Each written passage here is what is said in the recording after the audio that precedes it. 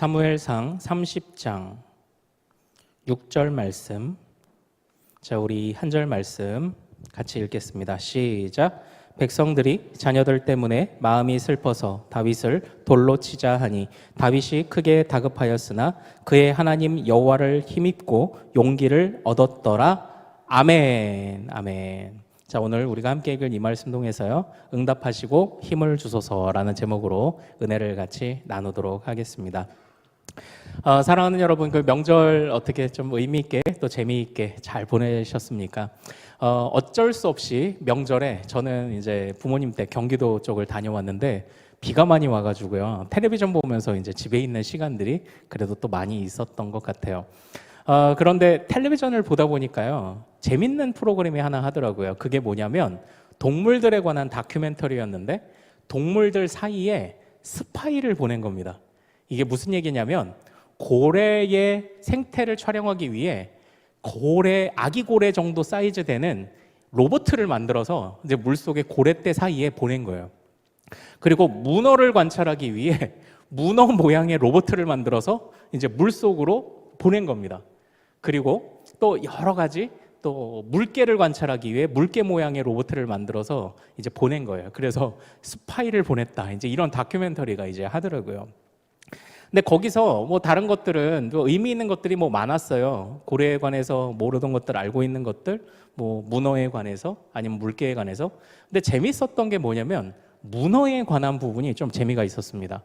그게 뭐냐면 문어는 감정을 뭘로 드러내는 줄 아십니까? 문어는 감정을 뭘로 드러낼까요? 바로 색으로 드러낸대요. 색. 문어가, 우리가 이제 삶은 문어만 봐서 그렇지 이게 문어가 원래 갈색이 아니라 주변 색에 따라 색을 변화시켜요. 그리고 감정에 따라 그 색을 변화시켜요. 내 영역에 다른 수컷이 나타나면 색을 까맣게 변화시키면서 거기서 내가 지금 화가 났다는 걸 표현을 하고요. 천적이 나타나면 실제 모래와 똑같이, 그러니까 모래에 단순한 색만 흉내내는 게 아니라 모래에 있는 자갈, 점점 이것들을 다 흉내를 내더라고요. 그리고 심지어는 광어, 넙치 있죠. 광어 넙치가 지나가는데 넙치를 똑같이 흉내내서 몸을 넙치처럼 만들어서 그러고 헤엄을 쳐서 이렇게 가는 겁니다. 그리고 또 수초 사이에 숨을 때는 색깔뿐만 아니라 자신의 다리도 하늘하늘 하면서 수초처럼 그렇게 숨어 있더라고요. 그래서 천적을 피하더라. 그 모습을 보면서 참 되게 신기해 하더라고요. 또 이제 이런 것들 외에도요, 뭐 이번 명절에 본 이야기는 아닌데 그 언제 한번 태풍이 크게 몰아쳤을 때 여러분들 테트라포트라고 아시나요? 방파제에 쌓아놓는 이렇게 뾰족뾰족 돼 있는 그 테트라포트 아시나요? 그 테트라포트가 바람에 밀려서 도로 위에 얹어져 있는 사진을 제가 본 적이 있습니다. 바람이 얼마나 세면 그 콘크리트 몇 톤이나 되는 걸 이 도로 위로 얹어 놨겠어요. 제가 지금 드리고 있는 말씀은요, 한마디로 이렇게 표현해 볼까요? 정말 자연의 섭리는 경이로운 것 같습니다. 제가 사실 여러분들에게 오늘 드리고자 하는 말은요, 바로 이 섭리라는 거예요. 섭리. 우리는 이것처럼 문어, 고래, 돌고래, 아니면 바람, 비, 번개, 이 모든 것들을 자연의 섭리라는 이름으로 그것들을 좀 경이롭게 바라봅니다. 그래서 그런지 이런 다큐멘터리들을 촬영할 때 제작진들이 갖는 철칙이 있어요. 철칙이 뭐냐면 눈앞에서 아기 물개가 적들에게 물려 죽임을 당해도 절대 개입하지 않는 거예요. 자연의 섭리에 개입하지 않는다. 이게 다큐멘터리 작가들의 철칙이라고 합니다. 그것처럼 이 자연은 자연만의 질서가 있다는 겁니다. 인간이 이해하지 못하는 커다란 질서가 있다는 거예요. 그래서 절대로 개입하지 말라고 그렇게 이야기를 하더라고요. 그것이 이 섭리라는 것을 대하는 마땅한 자세인 것 같아요. 사랑하는 여러분, 이 섭리라는 것, 그러니까 이게 뭐 자연의 섭리이든, 그리고 또 우리는 이 섭리라는 말을 또 어디서 많이 씁니까? 바로 우리 신앙생활을 할 때 하나님의 섭리라는 것을 표현할 때 이 섭리라는 말을 많이 사용을 합니다. 이 섭리라는 것은 자연의 섭리이든 아니면 하나님 편에서 하나님이 이끄시는 섭리이든 사실은 우리가 범접할 수 없는 어떠한 흐름, 어떠한 능력을 말합니다. 그래서 실제로 한번 잘 들어보세요. 섭리의 사전적인 뜻이 뭐냐면 제가 특별히 이제 옥스포드 영어 대사전을 찾아봤는데요. 섭리를 이렇게 표현하고 있습니다. 사람들의 삶을 이끌며 주도하는 능력인데 인간으로부터 오지 않은 능력이랍니다. 그러니까 사람들의 삶을 주도하고 자연을 주도하는 무언가의 능력이 있어요. 그런데 그걸 인간이 만들지 않았다는 겁니다. 그게 섭리라고 해요. 그래서 그게 자연에 나타나면 자연의 경이로움과 신비로움, 그리고 하나님 편에서는 하나님의 섭리라고 이렇게 이야기를 합니다. 이처럼 이 섭리라는 것은요, 무언가 좀 신적인 권위를 가지고 있는 그런 용어입니다. 그래서 하나님의 섭리라고 할 때 특별히 우리 믿음의 선배들은요, 어떻게 표현했냐면 세계와 인간의 운명은 하나님이 주관하신다. 하나님이 주관하신다고 이렇게 항상 고백을 해왔던 것이 바로 이 섭리라는 용어입니다. 하나님의 절대적인 인도하심이죠. 이 세상을 이끌어 가시는 하나님의 신적인 능력이죠.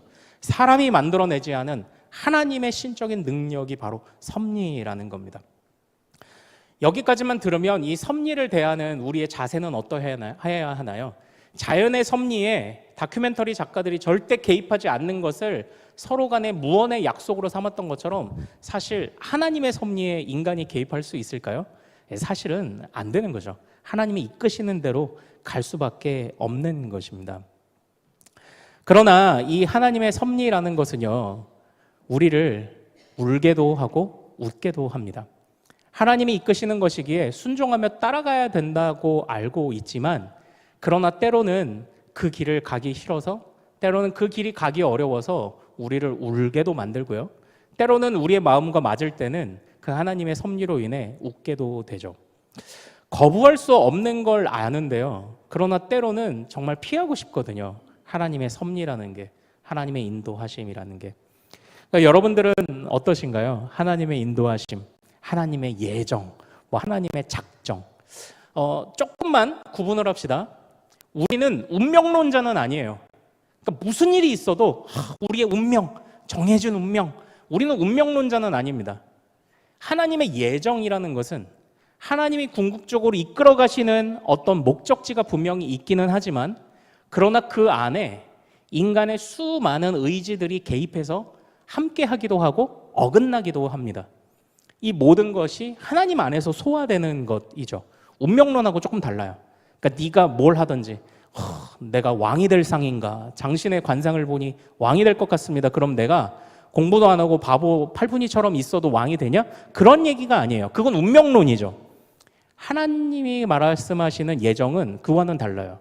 하나님이 이끌어 가시는 지점이 분명히 있지만 그 안에 우리의 의지가 함께 하기도 하고 우리의 의지가 주님을 멀리 하기도 합니다.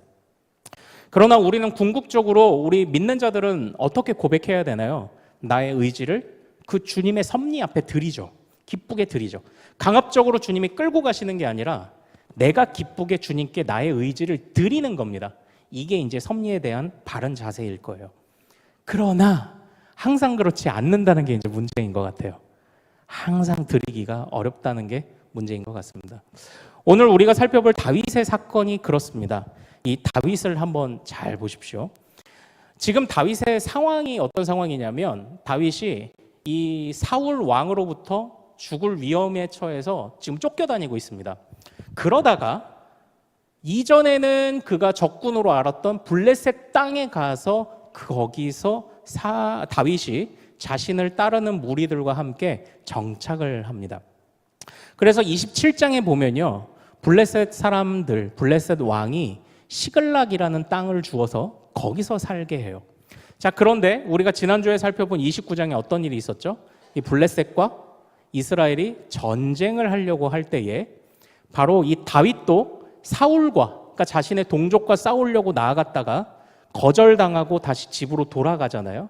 그런 사건이 있었잖아요. 정말 이 당시의 국제 정세가 얼마나 어려운지, 블레셋과 이스라엘이 싸우려고 올라간 사이에 남쪽에 있던 아말렉이 지금 이 다윗이 살던 동네를 쳐들어온 겁니다. 그러니까 다윗의 군사들이 지금 이 블레셋 군사와 함께 이스라엘과 싸우려고 북쪽으로 올라갔는데 그 사이에 남방에 있던 이방이 쳐들어와서 다윗의 그 마을을 습격을 한 겁니다. 용사들은 모두가 전쟁에 나갔다가 지금 돌아오는 중이었죠. 그 사이에 여인들과 연약한 어린아이만 있는 것을 알고 아말렉이 그들을 습격했고, 그들 중에 상당수 여인들을 다 사로잡아 볼모로 끌고 갔던 그런 사건이 벌어졌던 것입니다. 그래서요, 그 상황 속에서 이 마을의 여인들, 젊은이들이든지 아니면은 연로하신 분들이든지 여인들이 다 끌려갔습니다. 그리고 그 끌려갔는데 누구도 끌려갔는지 아세요? 자, 우리 5절 말씀을 한번 같이 읽어볼까요? 자, 5절 말씀 같이 한번 읽어보죠. 자, 시작. 다윗의 두 아내 이스라엘 여인 아히노암과 갈멜 사람 나발의 아내였던 아비가일도 사로잡혔더라. 그 중에 다윗도 사로잡혔습니다. 다윗의 아내들도 사로잡혔어요. 그런데 다윗의 아내들이 사로잡히니 다윗이 얼마나 속이 상했겠어요.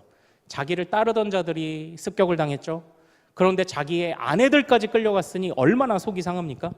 그런데 이 다윗의 마음을 더 아프게 했던 것이 뭐냐? 자, 우리 4절과 6절을 같이 한번 읽어보죠. 자, 4절 시작. 다윗과 그와 함께한 백성이 울 기력이 없도록 소리를 높여 울었더라. 자, 6절 중간까지. 백성들이 자녀들 때문에 마음이 슬퍼서 다윗을 돌로 치자 하니. 여기까지.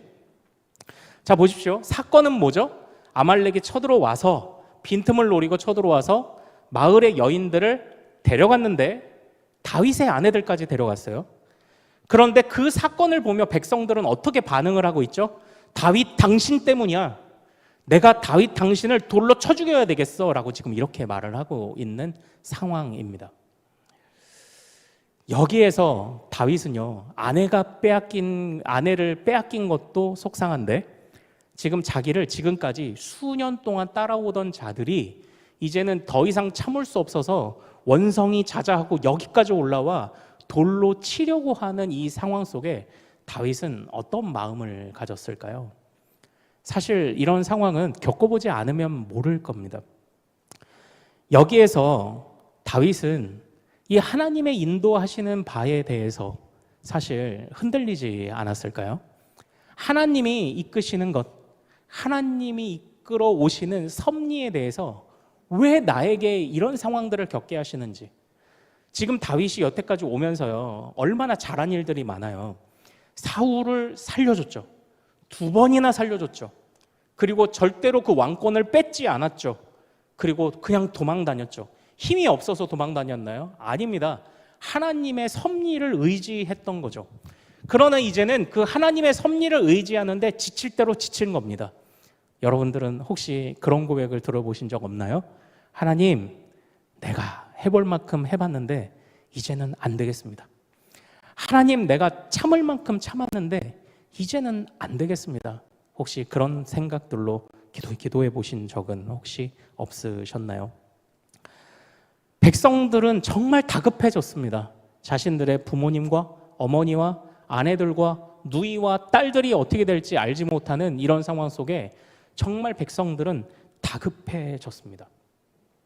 그러나 사랑하는 여러분, 백성들이 그렇게 반응하는 속에 다윗의 마음이 편치는 않았던 것 같아요. 그러나 다윗은 어떻게 반응하나요? 자, 우리 7절 말씀 같이 한번 읽어볼까요? 같이 읽습니다. 시작. 다윗이 아히멜렉의 아들 제사장 아비아달에게 이르되 원하건대 에봇을 내게 가져오라. 아비아달이 에봇을 다윗에게로 가져가매. 아멘. 다윗이 그 순간 어떤 방법을 택했다고요? 그냥 다급한 사람들 속에서 똑같이 다급한 사람들처럼 하나님을 대하고 또 자신들의 지도자를 대하는 그런 마음처럼 다윗이 그렇게 마음을 내려놓았나요? 아니요.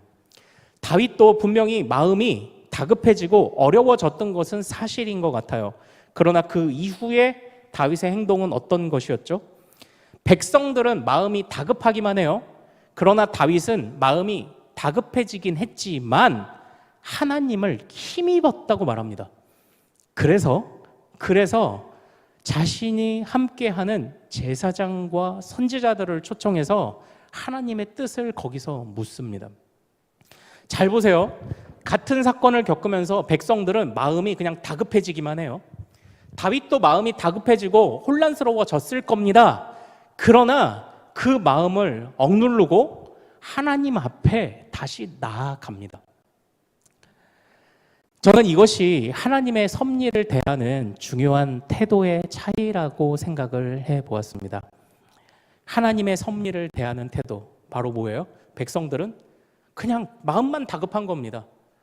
지금까지 지나오는 동안 자신들이 다윗을 잘 따라오고 또한 다윗이 섬기는 하나님의 인도하심을 잘 따라왔던 것들을 한순간에 쏟아놓고 깎아먹는 그런 행동들로 다윗을 위협하고 하나님을 원망했지만, 그러나 다윗은 마음이 다급하지 않은 것은 아닙니다.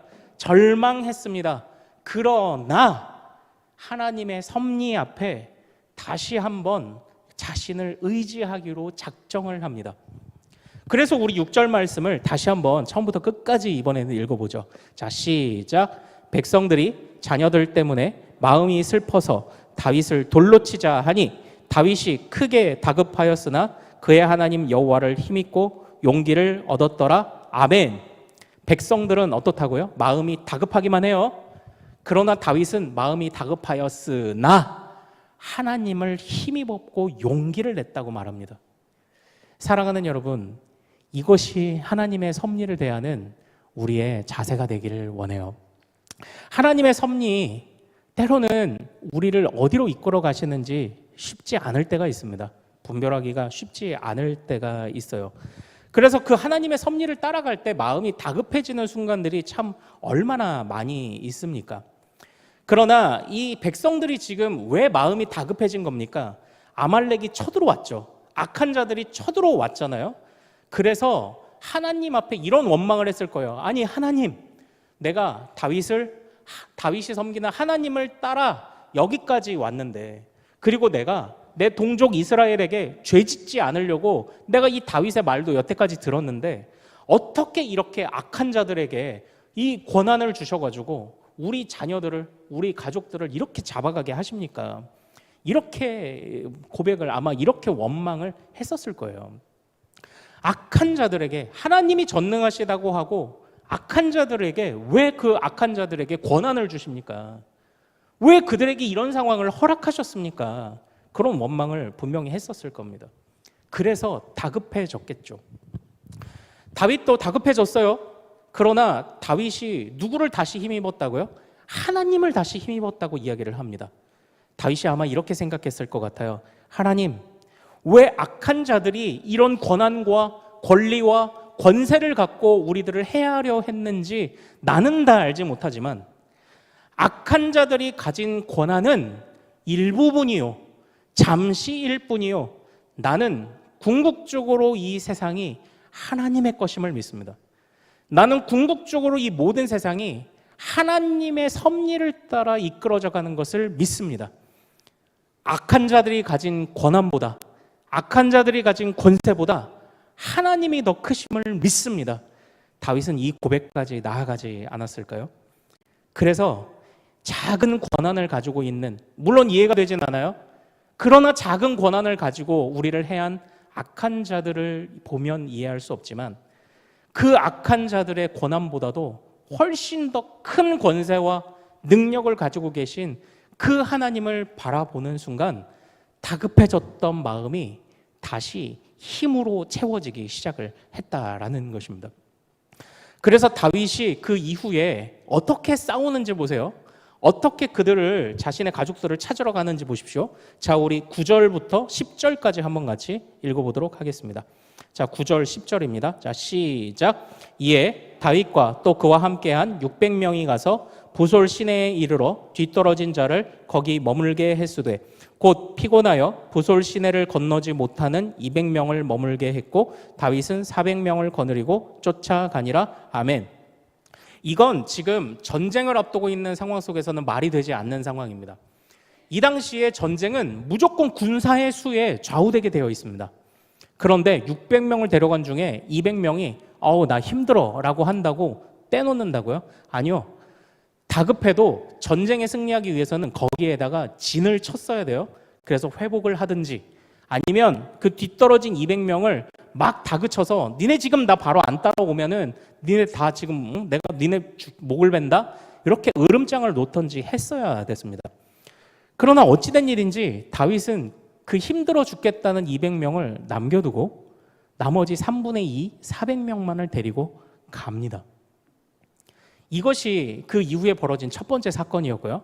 이제 두 번째 사건이 있어요. 그 두 번째 사건이 뭐냐면, 자, 우리 30장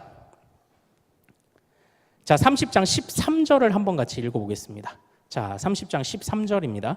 자, 시작. 다윗이 그에게 이르되 너는 누구에게 속하였으며 어디에서 왔느냐 하니 그가 이르되 나는 애굽 소년이요 아말렉 사람의 종이더니 사흘 전에 병이 들매 주인이 나를 버렸나이다. 다윗이 400명만 데리고 나아가는 중에 병든 애굽 소년 하나를 만나게 되는데요. 이 사람을 치료해주고 이 사람을 고쳐주고 나서 물어보니까 아말렉에게 사로잡혀서 종살이를 하던 애굽 사람인데, 그런데 병이 드니까 주인이 버렸답니다. 그때 다윗이 이렇게 얘기해요. 네가 나를 그 아말렉 사람이 있는 대로 인도해 주면 내가 너를 살려줄게, 약속할게, 이러고 길 안내를 받습니다. 이게 두 번째 사건입니다. 이제 세 번째 사건은 이렇습니다. 이후에 그렇게 쳐들어간 다윗과 400명의 용사가 아말렉과의 전쟁에서 어떻게 됐을까요? 바로 그곳에서 승리합니다. 그곳에서 승리해요. 그리고 승리하고 어느 전쟁에서도 그렇지만 전리품을 가지고 돌아오는 데에 그 전리품을 지금 사람들이 어떻게 하자고 하는가? 자, 우리 22절 한번 같이 읽어보죠. 자, 시작. 다윗과 함께 갔던 자들 가운데 악한 자와 불량배들이 다 이르되 그들이 우리와 함께 가지 아니하였은즉 우리가 도로 찾은 물건은 무엇이든지 그들에게 주지 말고 각자의 처자만 데리고 떠나가게 하라 하는지라. 아멘. 이게 지금 무슨 말이냐면, 나가서 전쟁에서 승리해서 다시 빼앗긴 것들과 전리품과 여인들을, 가족들을 데려왔잖아요. 그랬더니 힘들어서 못 가겠다고 했던 200명이 이제 문제가 되는 겁니다. 나가서 싸웠던 400명은 저 200명에게 가족만 돌려보내고 어떤 전리품도 나눠주지 말자고 이야기를 합니다. 그러나 다윗이 어떻게 반응하나요? 23절 말씀, 30장 23절 같이 한번 읽어보죠. 자, 시작. 다윗이 이르되 나의 형제들아, 여호와께서 우리를 보호하시고 우리를 치러 온 그 군대를 우리 손에 넘기셨은즉 그가 우리에게 주신 것을 너희가 이같이 못하리라. 아멘. 이것이 바로 세 번째 장면입니다. 다윗은 이렇게 말합니다. 아니, 모두 똑같이 나눠 가진다. 지금 이 이후에 다윗의 모습을 한번 보십시오. 다윗의 모습. 다윗은 마음이 다급했지만 하나님을 힘입어 나아갑니다. 200명이나 되는 사람들이 못 따라가겠다고 했지만 거기서 낙심하지 않습니다. 가다가 보니까 또 이 마음이 다급한 중에 웬 병든 자 하나를 만났지만 그를 고쳐줍니다. 그리고 전쟁에 나가 승리하고 돌아올 때에 이미 포기한 200명을 제쳐두자는 사람들의 말, 그들을 불량배라고 묘사하잖아요. 불량배들은 200명을 제쳐두자고 하지만 다윗은 아니, 그들 목도 챙겨줘라고 이렇게 이야기를 합니다. 여러분들은 다윗의 이 행동이 이해가 가시나요? 다윗의 행동이 이해가 가시나요? 아니요, 절대로 이해가 안 됩니다. 마음이 다급한데 언제 저기 병든 사람 하나, 그 사람을 내가 내 눈에 그 사람이 들어오겠습니까?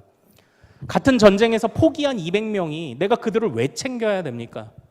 그게 눈에 어떻게 들어오겠습니까?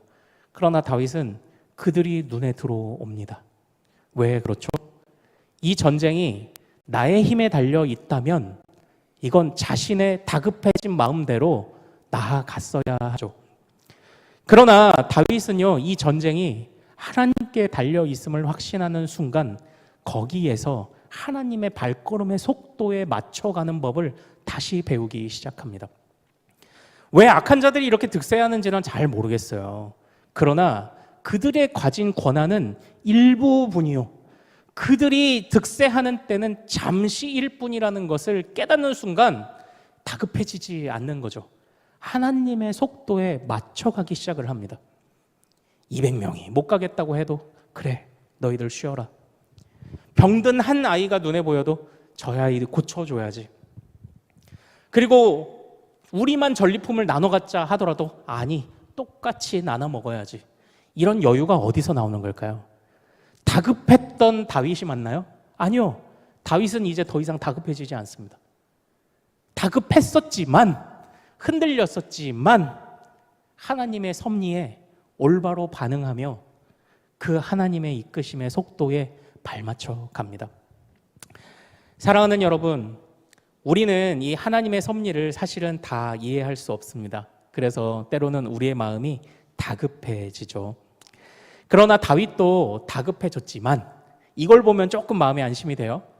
그냥 우리 마음이 한번 흔들리는 것만으로는, 우리가 물론 하나님 앞에 나중에 생각할 때 회개할 일이 될지는 모르겠습니다만, 그래도 주님이 다급해져서 마음이 흔들리고 낙심됐던 다윗을 다시 붙잡아 주신 것을 보면 그래도 역시 하나님은 우리를 자비로운 눈으로 보시는 아버지이신 것은 분명한 것 같습니다. 그러나 사랑하는 여러분, 그 아버지의 자비하심 앞에서 마음이 다급해진 걸로 끝나지 마십시오. 다급해진 걸로 끝나지 말자고요. 다급해지면 일을 그르칩니다.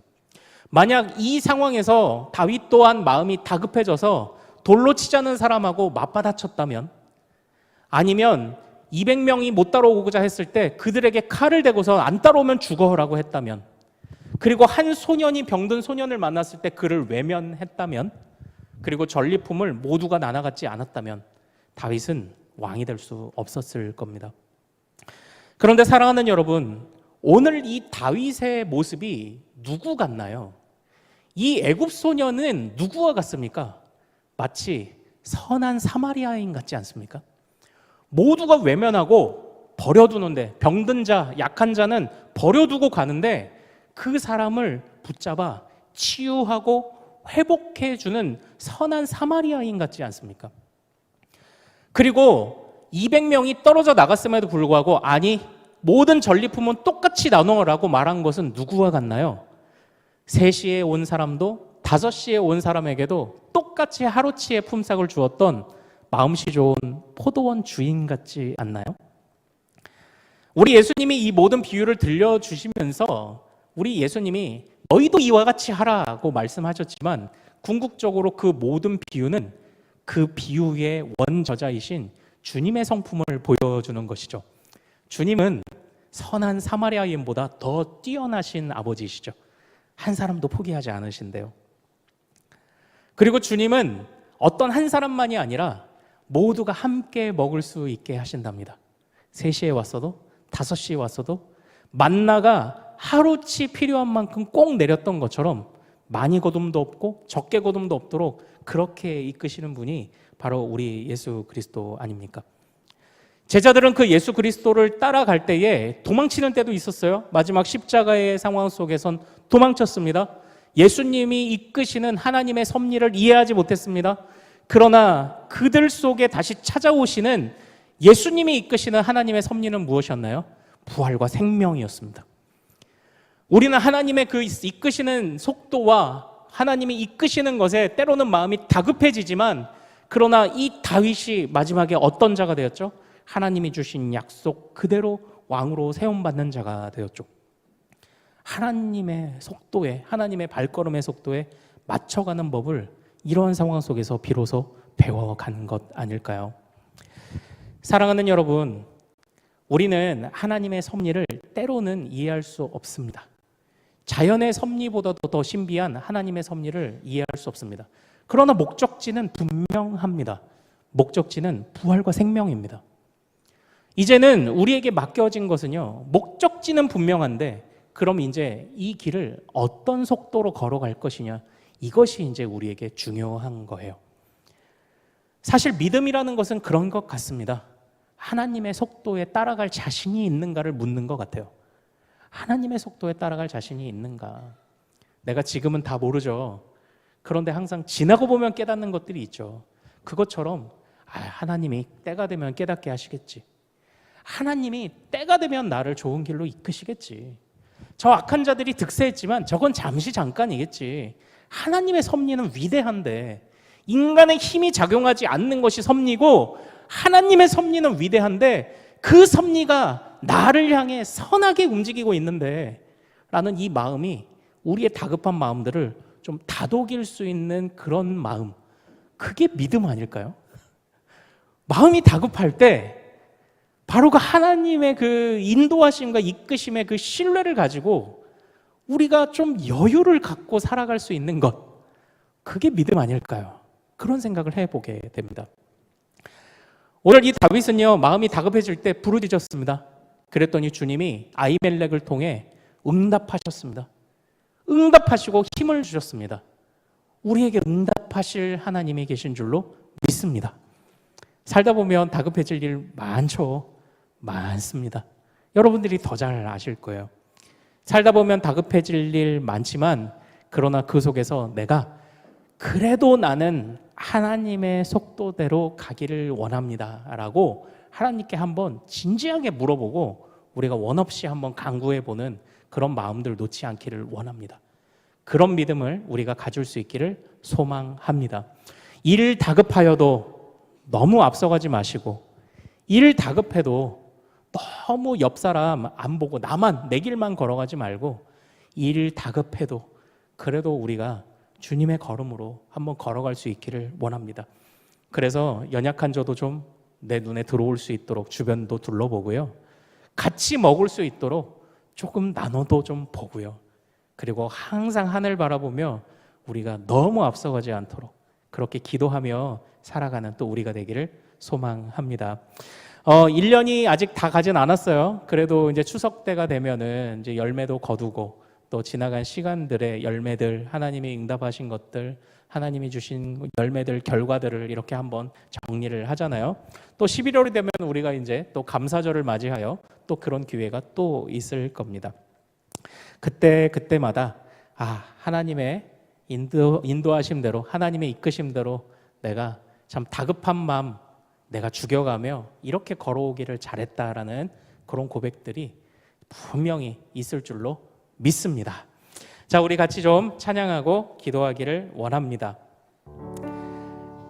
자, 우리 선한 목자 되신 우리 주, 우리 같이 한번 박수하며 찬양할까요? 주님은 우리를 인도하시는 선한 목자십니다. 자, 선한 목자 되신 우리 주, 셋, 넷. 선한 목자 되신 우리 주, 항상 인도하시고 푸른 풀밭 좋은 곳에서 우리 먹여줍소서. 선한 목자 곳에 주여 항상 인도하소서. 선한 목자 곳에 주여 항상 인도하소서. 양의 문이 되신 예수여 우리 영접하시고 길을 잃은 양의 무리를 항상 인도하소서. 선한 목자 곳에 주여 기도 들어주소서. 선한 목자 곳에 주여 기도 들어주소서. 흠이 많고 약한 우리를 용납하여 주시고 주의 넓고 크신 은혜로 자유 얻게 하셨네. 선한 목자 곳에 주여 지금 나아갑니다. 선한 목자 곳에 주여 지금 나아갑니다. 일찍 주의 뜻을 따라서 살아가게 하시고 주의 크신 사랑 베푸사 주를 좇게 앞소서. 선한 목자 곳에 주여 항상 인도하소서. 선한 목자 곳에 주여 항상 인도. 우리 1절 다시 한번 찬양할까요? 1절부터 선한 목자 되신 우리 주 항상 인도하시고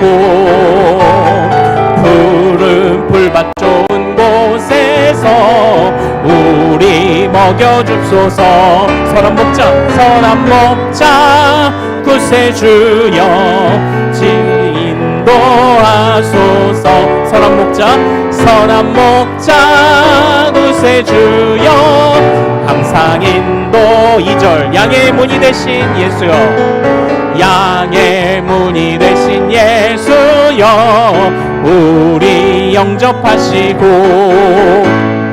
길을 잃은 양의 무리를 항상 인도하소서. 선한 목자 구세주여 기도 들어주소서. 선한 목자 구세주여 기도 들어주소서. 흠이 많고 약한 우리를 용납하여 주시고 주의 넓고 크신 은혜로 자유 얻게 하셨네. 선한 목자 구세주여 지금 나아갑니다.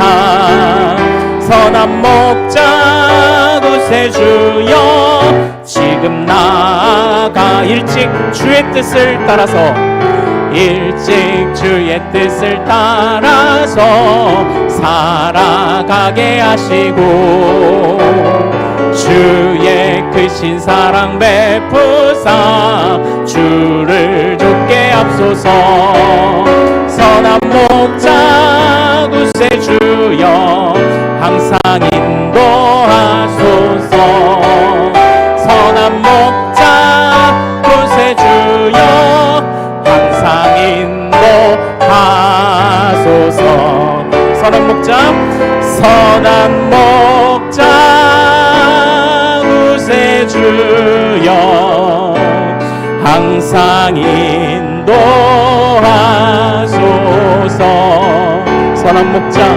선한 목자 구세주여 항상 인도하소서.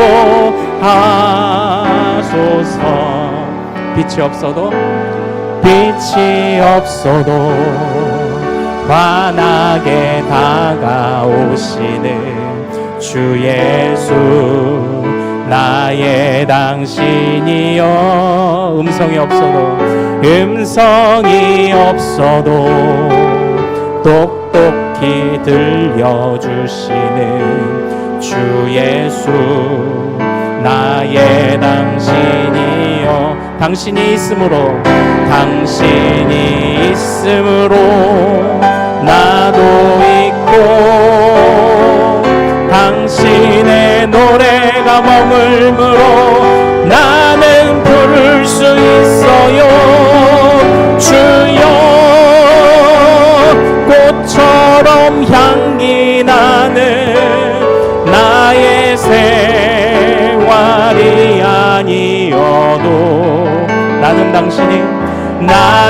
당신이 좋을 수밖에 없어요. 주 예수 나의 당신이여. 나는 없어도 당신이 곁에 계시면 나는 언제나 있습니다. 나는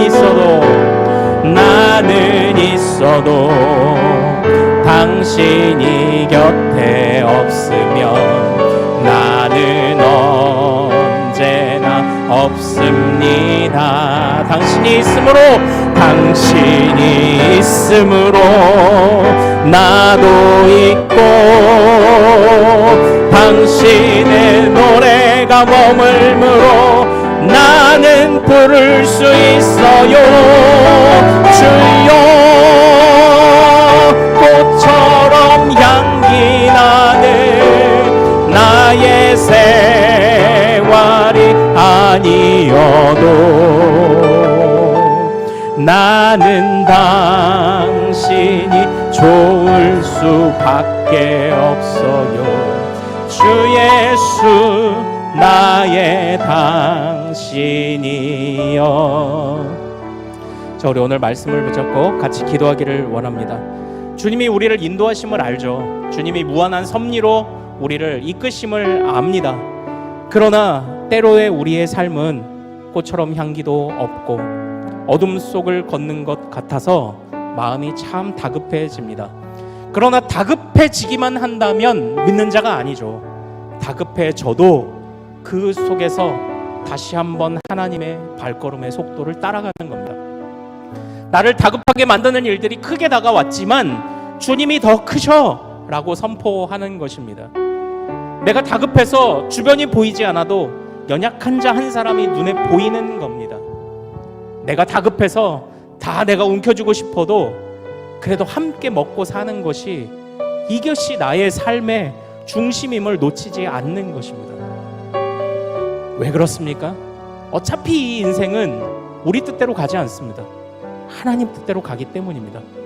주여, 그러므로 내가 나의 발걸음의 속도를, 나의 의지를, 나의 생각을, 나의 마음을 주님께 맞추겠습니다. 일 다급할 때 기도하며 오히려 기독하고 오히려 침착하고 하나님 앞에 엎드리는 자들에게 선한 길을 가르쳐 주옵소서. 자, 우리 주여 이름 크게 한번 부르고 우리 오늘 말씀 붙잡고 기도합니다. 주여!